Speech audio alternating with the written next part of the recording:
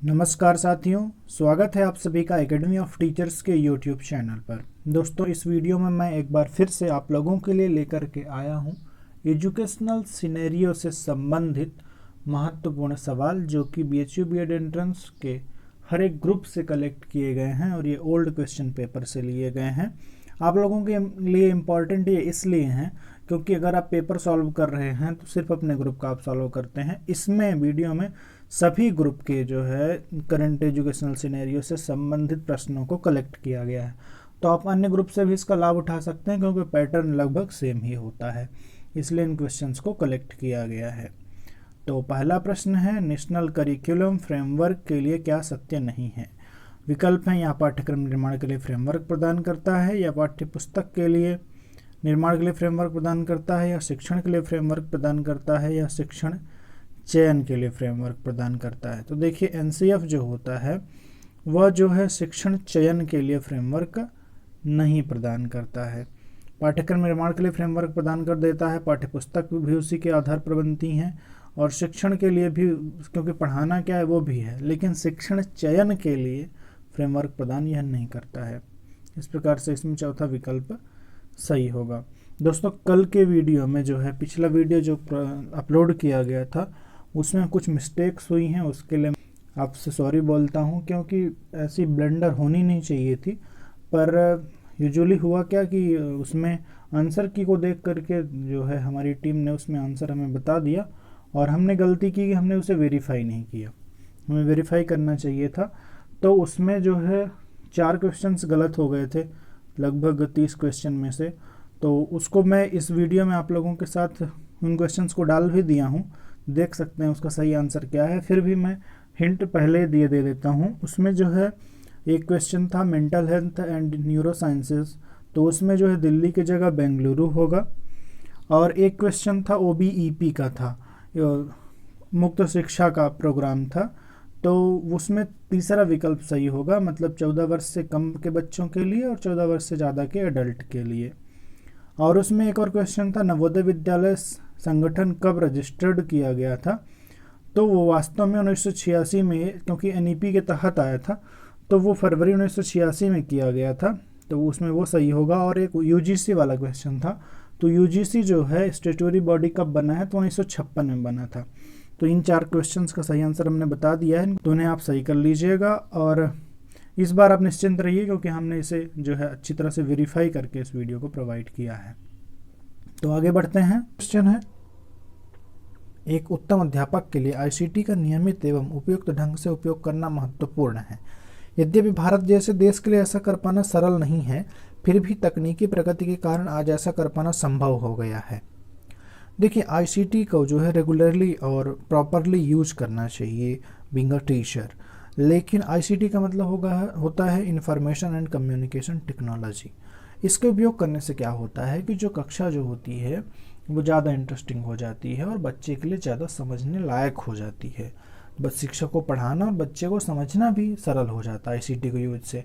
जैसे कि आप लोगों को मान लीजिए सिर्फ ऐसे बता दिया जाए कि भारत एक प्रायद्वीप है, हाँ, पेनिनसुला है, तो इसको अगर मान लीजिए मैप के माध्यम से दिखा दिया जाए, प्रोजेक्टर के माध्यम से दिखा दिया जाए, ग्लोब के माध्यम से दिखा दिया जाए, तो ऐसे में आपको ज़्यादा समझ में आएगा। तो इस प्रकार से आईसीटी जो होती है वो लर्निंग में हेल्पफुल होती है।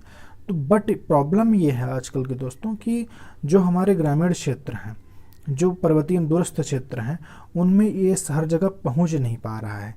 ठीक है, तो ये सिर्फ जो है संभव हो पाया है सिर्फ शहरी एवं अर्ध शहरी क्षेत्रों के लिए, क्योंकि वहाँ पर नेटवर्क और ये कहें कि बिजली की व्यवस्था वहाँ पर प्रॉपर है, इसलिए वहाँ पर संभव है, लेकिन सभी क्षेत्रों के लिए संभव नहीं हो पाया, इसलिए दूसरा विकल्प सही होगा।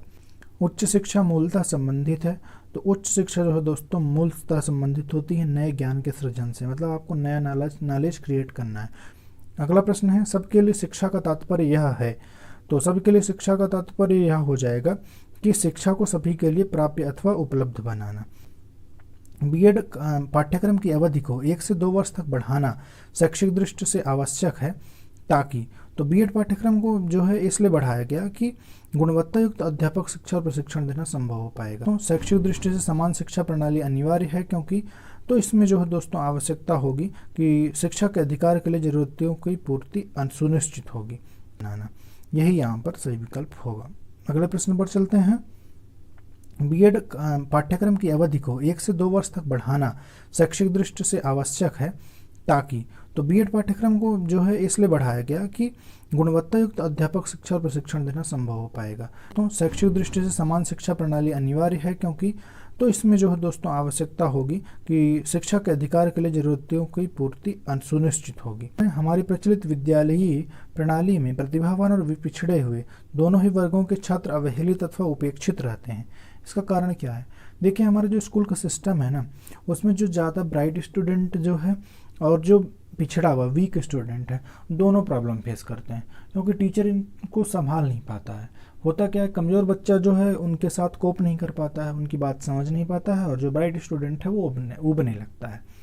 तो आपको जो है, आपसे जिम्मेदारी, आपसे ये अपेक्षित होता है कि आप सभी को लेकर के चलें। आप जो है जो बीच का रास्ता लेकर के चलते हैं वो भी बेकार है। आपको कमज़ोर छात्रों से फैक्चुअल क्वेश्चन करना होगा, और जो ब्राइट स्टूडेंट्स हैं उनसे जो है थिंकिंग वाले, मतलब क्रिटिकल थिंकिंग वाले और जो है डाइवर्जेंट थिंकिंग वाले, क्रिएटिव थिंकिंग वाले प्रश्न आपको करने होंगे ताकि वो इन्वॉल्व रहें उन कठिन प्रश्नों में। और आप जो है बीच के बच्चों को तो पढ़ा ही रहे हैं, तो इस प्रकार से ज़रूरी होगा कि जो एजुकेशनल जो सेटअप है हमारा वो ऐसा होना चाहिए कि इनको संभाल सके, इसलिए यहाँ पर दूसरा विकल्प सही है। अगले प्रश्न पर चलते हैं। यह प्रायः कहा जाता है कि यद्यपि लोगों की शैक्षिक योग्यताएं बढ़ रही हैं, लेकिन नैतिक और नीतिगत स्तर घट रहा है निरंतर ही। ऐसा प्रायः हो रहा है, किस कारण से? तो इसका कारण यही है दोस्तों कि शिक्षा और समाज के मध्य उपयुक्त संपर्क और संबंध नहीं है। ऐसा क्यों है? ऐसा इसलिए है कि हमारी जो शिक्षा है ना, वो रटे रटाए चीज़ पे चल रही है, उससे जो है समाज से जोड़ा ही नहीं गया। इसी कारण से जो है एनसीएफ को लाया गया है, और एनसीएफ कहता है कि जो हमारा कक्षा का वातावरण है वो हमारी दैनिक जीवन से, हमारी डेली लाइफ के जो है क्रियाकलापों से, एक्टिविटीज से रिलेटेड हो। इस प्रकार से यहाँ पर जो है सही विकल्प हो जाएगा चौथा। अगले प्रश्न पर चलते हैं। राष्ट्रीय अध्यापक शिक्षा परिषद की स्थापना कब हुई थी? तो इसकी स्थापना जो 1973 में हुई थी। दोस्तों आपसे एक रिक्वेस्ट है कि इस वीडियो में आपको जो भी ऐड दिखाए जाते हैं प्लीज़ उन्हें देख लिया करिए, क्योंकि मैं सिर्फ आपसे इतना ही चाहता हूं, क्योंकि अगर आप इससे देखेंगे तो हमारे लिए भी माइक और कैमरा स्टैंड की व्यवस्था होती रहेगी। तो थोड़ा सा आप इसमें सहयोग करिए, क्योंकि मैं अन्य चीज़ तो आपसे कोई लेता नहीं हूं। और दूसरी बात यह है कि आप लोग वीडियो को लाइक कर दिया करिए, क्योंकि आप हमें इनकरेज नहीं करेंगे तो हम आपके लिए कैसे मेहनत करेंगे। तो लाइक करिए, आपका लाइक ही हमें जो है प्रमोट करता है, इनकरेज करता है। और हाँ दोस्तों, हमारे जो व्यूअर्स हैं, आप लोग जो हैं, आप लोगों का तरीका बहुत अच्छा है बताने का, हमारी किसी भी कमी की तरफ इंगित करने का, और इसी तरीके से आप हमारी कमियों की तरफ इंगित करते रहिए, कमेंट के माध्यम से बताते रहिए कि हम एक बार उस चीज़ को रिव्यू कर सकें और अगली वीडियो में आपको और अच्छा कंटेंट प्रोवाइड कर सकें। छात्रों में राष्ट्रीय एकता की भावना को विकसित करना एक उद्देश्य है जिसे कहा जा सकता है। तो इसमें आपका सही विकल्प होगा शैक्षिक उद्देश्य, मतलब एजुकेशनल ऑब्जेक्टिव से हम कह सकते हैं। आगे बढ़ते हैं। डाइट की स्थापना हुई थी। तो डाइट की स्थापना आप लोगों को देखिए दोस्तों, इसमें डाइट की स्थापना की गई थी 1987 में, ठीक है। तो इसमें 1987 इसमें आपका सही विकल्प हो जाएगा। और यहाँ पर समझने वाली बात यह है आप लोगों के लिए कि 1974 में जो है under graduate teacher training institute के नाम से इसे जाना जाता था, और जुलाई 1980 में इसका नाम बदल करके टीचर ट्रेनिंग इंस्टीट्यूट किया गया, और फाइनली दिसंबर 1988 में जो है डाइट के नाम से किया गया था इसे। 1988 में इसमें ऑप्शन में नहीं है, उसके करीब है 1987, इसलिए दूसरा विकल्प यहाँ पर सही होगा। आगे बढ़ते हैं। किस वर्ष में विश्वविद्यालय अनुदान आयोग की को स्वायत्त संस्था बनी? तो इसमें आप लोगों का सही विकल्प हो जाएगा नवंबर 1956 में जो है स्वायत्त संस्था बनी थी। इस प्रकार से इसमें दूसरा विकल्प सही हो जाएगा। Teaching is well known as teaching learning process because its foundation is basically based upon। तो इसमें आपका सही विकल्प यही होगा कि जो साइकोलॉजिकल प्रिंसिपल टीचिंग बेस्ड होती है, फिलोलॉजिकल प्रिंसिपल पर, फिलोसफिकल थ्योरी पर बेस्ड नहीं होती है। इस प्रकार से इसमें दूसरा विकल्प सही होगा। निर्देशन कार्यक्रम, गाइडेंस प्रोग्राम जो होते हैं वो एक कार्यक्रम का, मतलब शैक्षिक विद्यालय कार्यक्रम का एक अंश माने जाते हैं। तो उपयुक्त पाठ्यक्रम और पाठ्य वस्तु, मतलब कि करिकुलम और कंटेंट, कोर्स कंटेंट को चयन करने के लिए, सिलेक्ट करने के लिए किस प्रकार के गाइडेंस की आवश्यकता होती है, तो उसके लिए शैक्षिक गाइडेंस की आवश्यकता होती है, व्यावसायिक नहीं, क्योंकि व्यावसायिक में जो है इसमें टीचिंग मेथड जो है, स्ट्रेटजी इत्यादि को कंसिडर किया जाता है व्यावसायिक में, परंतु शैक्षिक में जो है ये आएंगे कंटेंट। ठीक है, इस प्रकार से तीसरा विकल्प सही होगा। अब बढ़ते हैं प्रश्न क्रमांक 29 की तरफ। नवोदय विद्यालय समिति को कब पंजीकृत किया गया था, तो इसमें आपका सही विकल्प हो जाएगा 28 फरवरी 1986 को। नेशनल करिकुलम फ्रेमवर्क के लिए क्या सत्य नहीं है, तो इसमें जो है दोस्तों ये सत्य ये नहीं होगा कि provide the framework for teacher selection. Teacher selection के लिए कोई फ्रेमवर्क आपको प्रदान नहीं करता है, अन्य कार्य के लिए देता है। हाल ही में किसकी नियुक्ति CSIR के नेशनल केमिकल लैब पूना के निदेशक के पद पर हुई है, तो ये करंट का क्वेश्चन था, 2016 का है, इसलिए इतना आपका आगे इम्पॉर्टेंट नहीं है। दोस्तों ये सभी क्वेश्चंस जो है अगर आप खुद प्राप्त करना चाहते हैं, इस वीडियो को नहीं देखना चाहते हैं, तो आपको बता देता हूँ, आप लोग जो है डिफरेंट जो सॉल्व पेपर्स हैं उनमें जाइए और शुरू के जो 30 क्वेश्चन हैं उनको देख सकते हैं। आप अन्य ग्रुप से भी फ़ायदा उठा सकते हैं। और एक महत्वपूर्ण बात आप लोगों के लिए ये है कि लैंग्वेज और जो लाइफ साइंस का पेपर है वो एक ही दिन होता है, इसलिए उसका पार्ट 1 जो है पूरा सेम रहता है, और मैथमेटिक्स और सोशल साइंस का पेपर एक दिन होता है, इसलिए उसका पेपर सेम रहता है। तो आप लोगों को ये बात ध्यान देनी है और उसके अनुसार सिर्फ 2 ही पेपर सॉल्व करने हैं, इससे आपका पूरा काम हो जाएगा। चलिए, स्कूलों को पर्यावरण आधारित पुरस्कार कौन देता है, तो इसे देता है CSE।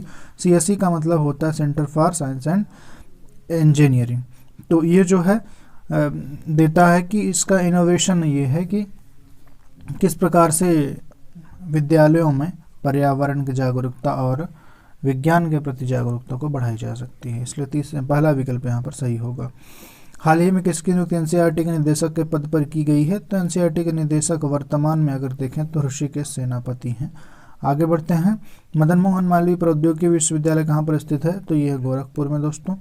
आगे बढ़ते हैं, अगला क्वेश्चन है समावेशी शिक्षा क्या है, तो समावेशी शिक्षा का मतलब होता है विकलांग एवं सकलांग बच्चे एक ही स्कूल में एक साथ पढ़ें और भाग लेते हैं। मतलब ये है कि जो बच्चे डिसेबिलिटी को फेस कर रहे हैं और जो डिसेबल हैं दोनों एक साथ जो है लर्न करेंगे, सीखेंगे एक ही विद्यालय में, इसलिए तो यहाँ पर तीसरा विकल्प सही होगा। भारत में केंद्रीय विश्वविद्यालयों की संख्या कितनी है, तो देखें जून 2020 के अनुसार कुल जो है इस समय विश्वविद्यालय हैं केंद्रीय 54। आगे बढ़ते हैं। बनारस हिंदू विश्वविद्यालय के प्रथम वाइस चांसलर कौन थे, तो ये राय बहादुर सर सुंदरलाल जी थे। और अगला क्वेश्चन है उन्नत भारत अभियान को शुरू किया गया था, तो इसे जो है दोस्तों शुरू किया गया था दिसंबर 2014 में। निरंतर एवं व्यापक मूल्यांकन means continuous and comprehensive evaluation का पूरा मतलब क्या होता है, तो assessment of in scholastic as well as co-scholastic aspect of the pupil's growth. मतलब विद्यार्थी का जो पाठ्यक्रम से संबंधित जो है, मतलब जो विषय से संबंधित जो ज्ञान है, और इसके अलावा उसके अंदर जो व्यक्तित्व जिसका इस प्रकार से विकसित हो रहा है उसे सह शैक्षिक पहलू कहते हैं। तो उसका पूरा जो है, क्योंकि इसीलिए व्यापक का मतलब यही है कि दोनों फैक्टर को ध्यान में दिया जाए, तो विद्यार्थी के विकास के शैक्षिक के साथ साथ सह शैक्षिक पहलू का भी निर्धारण किया जाएगा। अगला प्रश्न है सर्व शिक्षा अभियान का लक्ष्य था सभी 6 से 14 वर्ष के बच्चों को गुणवत्तापूर्ण शिक्षा देना, तो ये लक्ष्य रखा गया था दोस्तों 2010 तक का। अगला प्रश्न है लर्निंग विदाउट बर्डन दस्तावेज प्रकाशित हुए थे, ये प्रकाशित हुए थे दोस्तों 1993 में, यशपाल कमेटी की रिपोर्ट थी, उसका शीर्षक ये था लर्निंग विदाउट बर्डन। अगला प्रश्न है एनसीएफ 2005 के कितने पाठ्यक्रम क्षेत्र हैं, तो इसमें पाठ्यक्रम क्षेत्रों को रखा गया है 21 प्रकार के क्षेत्रों को जो है चुना गया था जिन पर बात रखी गई है। और अगला प्रश्न है एकलव्य संस्थान ने प्राथमिक शिक्षा का एक अलग प्रकार के उपागम का विकास किया है, तो एकलव्य संस्थान भोपाल मध्य प्रदेश में एक एनजीओ है, तो यहाँ पर चौथा पहला विकल्प सही होगा। तो दोस्तों 2019 का world environmental education Congress WEEC जो कि थाईलैंड में किया गया था 2019 का, और अगला जो है दोस्तों प्रेग में होगा PRAGUA, तो इसकी मेजबानी जो होगी वो किया जाएगा और ये मार्च में होगा, मार्च 2022 में। आगे बढ़ते हैं दोस्तों अगले क्वेश्चन की तरफ। श्रीलंका ने अभी हाल ही में पेरू नाम के वेबसाइट का आरंभ किया, बच्चों में सामंजस्य स्थापन के प्रति जागरूकता उत्पन्न करने हेतु किया। पेरू का फुल फॉर्म क्या है, तो इसमें फुल फॉर्म हो जाएगा दोस्तों peace education and reconciliation unit. ये श्रीलंका ने लॉन्च किया है। ऐसे ही करंट अफेयर्स जो होते हैं पूछे जाते हैं जो कि एजुकेशन से रिलेटेड होते हैं, जिनके लिए हम आपको टाइम टाइम पर वीडियो प्रोवाइड कर रहे हैं। तो चैनल के साथ जुड़े रहिए और सीखते रहिए, तैयारी करते रहिए। अगला क्वेश्चन है दोस्तों 17th जो है वो आपके लिए इतना इंपॉर्टेंट नहीं, इसलिए हम स्किप कर रहे हैं इसे। 18th है who has won the 2017 global teacher prize. तो 2017 के कौन थे, ये आपके लिए इंपॉर्टेंट नहीं है। इंपॉर्टेंट है कि 2020 में किसको मिला है, तो ये है रंजीत सिंह डिशाले। इसे आप याद कर लीजिए। इस पर एक वीडियो भी आप लोगों को प्रोवाइडेड है चैनल पर, उसे भी देख सकते हैं। अगला क्वेश्चन है दोस्तों, वर्तमान में एनसीईआरटी के निदेशक कौन है। तो वर्तमान में एनसीईआरटी के निदेशक है डॉक्टर ऋषिकेश सेनापति। अगले क्वेश्चन पर चलते हैं। किस प्रदेश की सरकार ने कक्षा 8 तक की सभी कक्षाओं में संस्कृत को अनिवार्य कर दिया है, कंपलसरी बना दिया है संस्कृत को। तो ये है दोस्तों असम की सरकार। असम सरकार ने कक्षा 8 तक संस्कृत को कंपलसरी किया है। दोस्तों इस वीडियो के लिए इतना ही। अगर आप इस चैनल पर नए हैं तो सब्सक्राइब कर लीजिए, क्योंकि टीचिंग एग्जाम से संबंधित सारी अपडेट आप लोगों को इस चैनल पर मिलेगी। चैनल को सब्सक्राइब करके बेल आइकन प्रेस कर लीजिए। और आपको इतना समय देने के लिए धन्यवाद।